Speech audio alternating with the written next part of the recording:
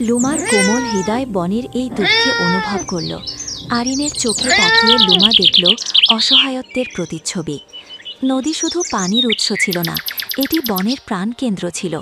এই বিপর্যয় পুরো বাস্তুতন্ত্রকে ধ্বংস করে দিতে পারত। লুমা জানত তাকে কিছু করতেই হবে।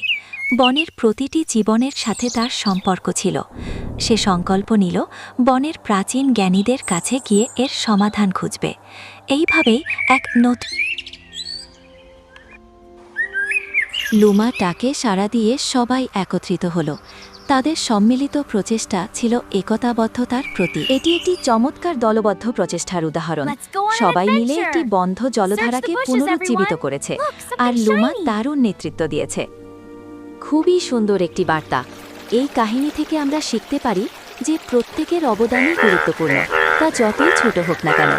সম্মিলিত প্রচেষ্টা বিশাল পরিবর্তন আনতে পারে।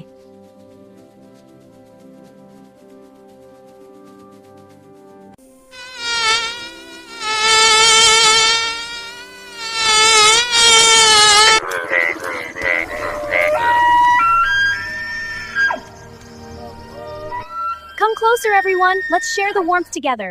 Your smiles are making this forest shine brighter.